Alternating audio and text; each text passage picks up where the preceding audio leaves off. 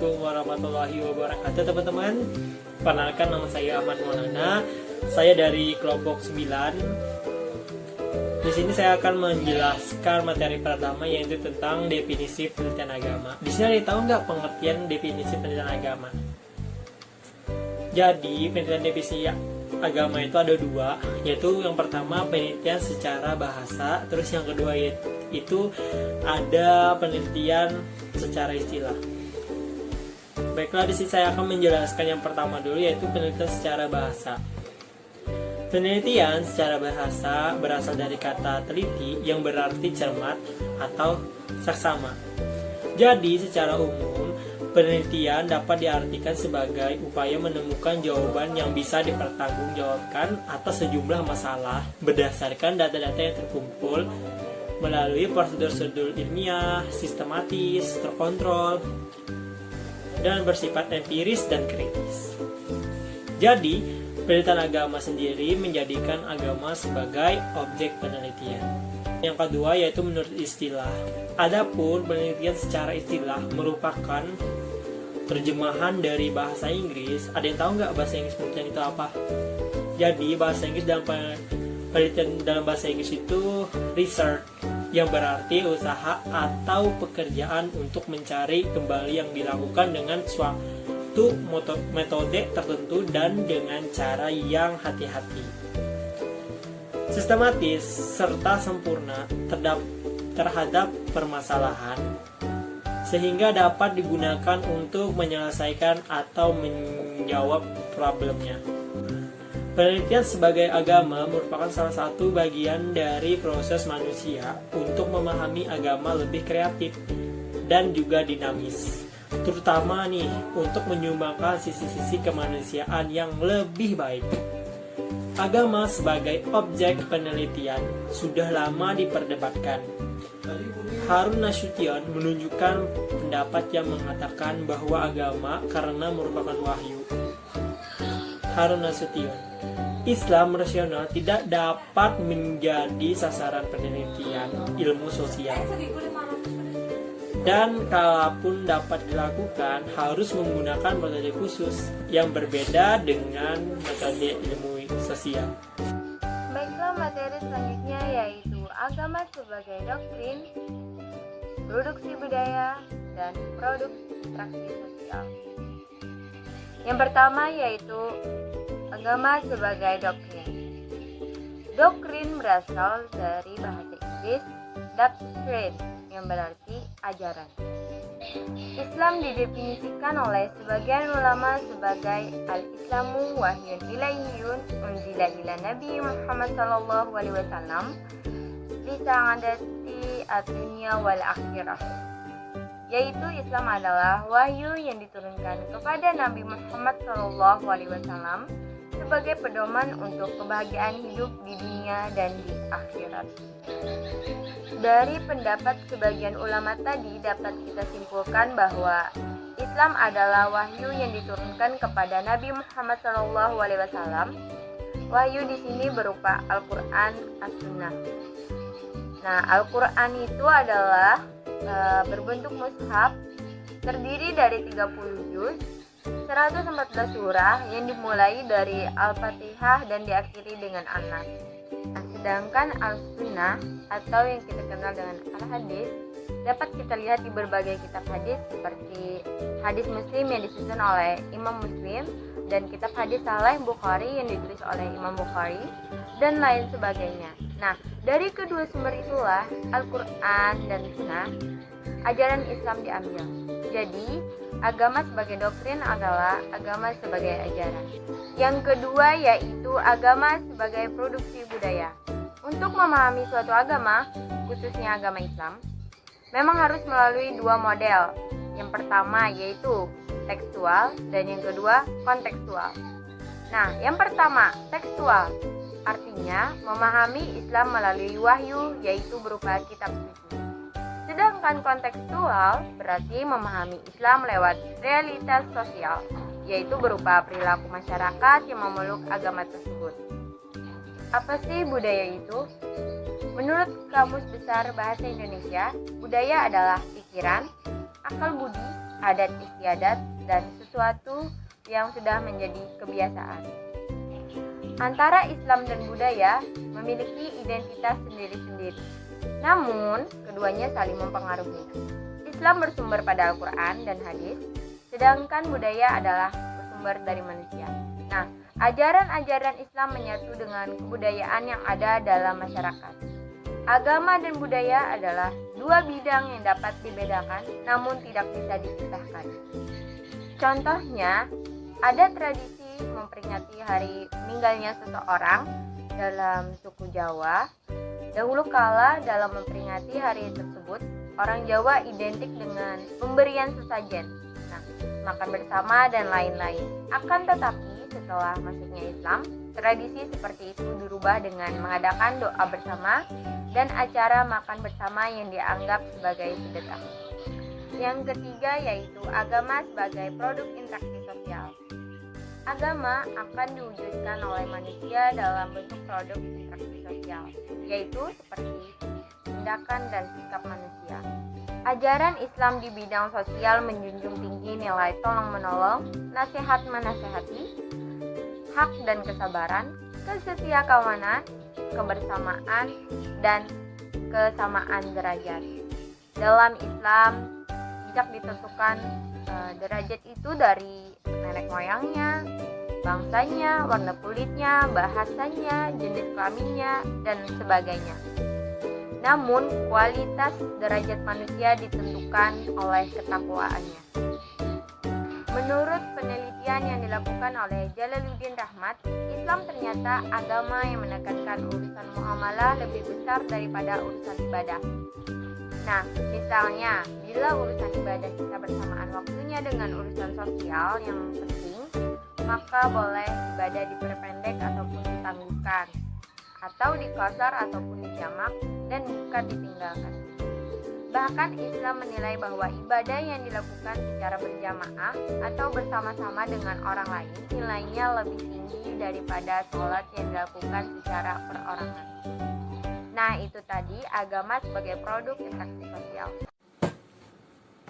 Baiklah, selanjutnya saya akan menjelaskan tentang penelitian agama dan penelitian keagamaan.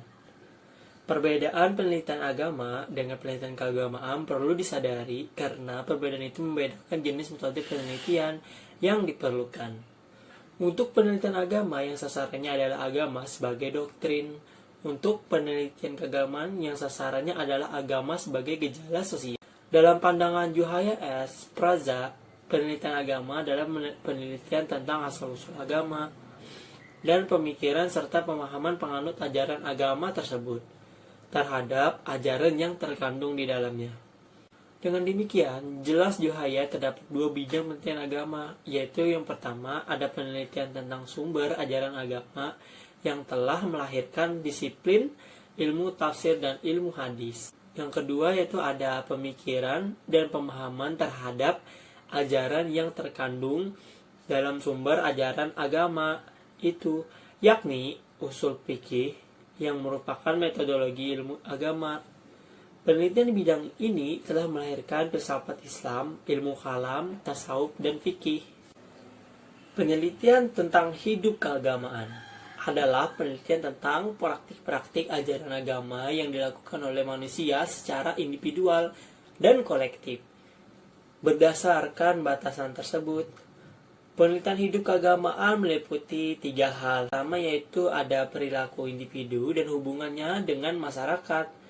Masyarakatnya yang didasarkan atas agama yang dianutnya.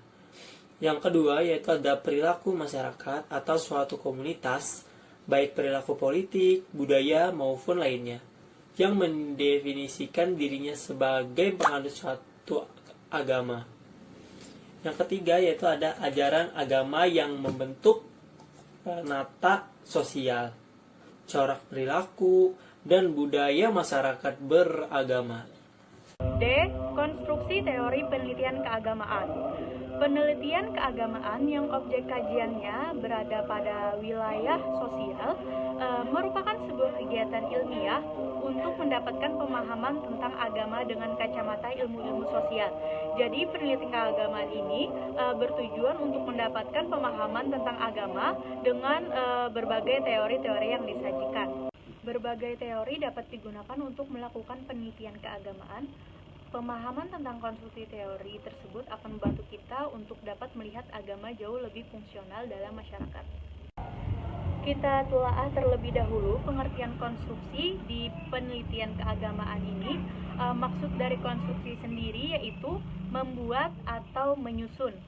Jadi, kesimpulannya, konstruksi teori penelitian keagamaan adalah upaya memeriksa, menyusun, mempelajari, meramalkan, dan memahami agama secara saksama. Susunan-susunan atau bangunan dasar-dasar dan hukum-hukum dan ketentuan lainnya yang diperlukan untuk melakukan penelitian harus disiapkan. Kemudian, melalui teori-teori yang dikumpulkan sebagai dasar pertimbangan untuk mengembangkan pemahaman ajaran agama sesuai tuntunan zaman. Kemudian di sini ada teori-teori penelitian keagamaan. Salah satu contoh teori yang digunakan dalam penelitian keagamaan adalah penelitian Hajjah Ummu Salamah dalam menyelesaikan program doktornya. Judul disertasi beliau adalah Tradisi Tarekat dan dampak konsistensi aktualisasinya terhadap perilaku sosial penganut tarekat. Kemudian teori-teori yang beliau gunakan yaitu teori perubahan sosial, teori struktur fungsional, teori antropologi dan sosiologi budaya, teori budaya dan tafsir budaya simbolik, teori pertukaran sosial, dan teori sikap. Dengan demikian, beliau meminjam teori-teori yang dibangun dalam ilmu-ilmu sosial, dan itu saling berkaitan dengan teori keagamaan atau penelitian keagamaan. Model-model penelitian keagamaan. Penelitian keagamaan merupakan sebuah kegiatan ilmiah terhadap agama yang dapat menggunakan berbagai pendekatan. Keragaman model penelitian keagamaan akan membuat kita dapat memahami agama dalam masyarakat dengan berbagai perspektif. Pemahaman akan ragam model ini menjadi sangat penting karena tinjauan keagamaan yang beragam ini akan menjadi masukan kepada para pemerhati studi keagamaan, khususnya apa dan bagaimana problematika keagamaan yang terjadi di masyarakat. Model-model penelitian di sini antara lain yang pertama data sejarah, yang kedua analisis komparatif lintas budaya, yang ketiga eksperimen yang terkontrol, yang keempat observasi, yang kelima survei sampel, dan yang keenam analisis isi.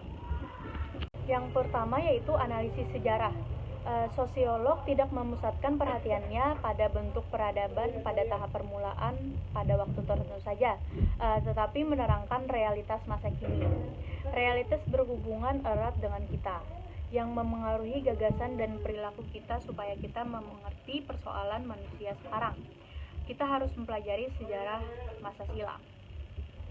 Yang kedua, analisis lintas budaya. Dengan membandingkan pola-pola sosial keagamaan di beberapa daerah kebudayaan, sosiolog dapat memperoleh gambaran tentang korelasi unsur budaya tertentu atau kondisi sosial kultural secara umum. Yang ketiga, eksperimen. Penelitian yang menggunakan eksperimen agak sulit dilakukan dalam penelitian agama. Namun, dalam beberapa hal eksperimen dapat dilakukan dalam penelitian keagamaan. Misalnya, untuk mengevaluasi perbedaan hasil belajar dari beberapa model pendidikan agama. Yang keempat, observasi partisipatif.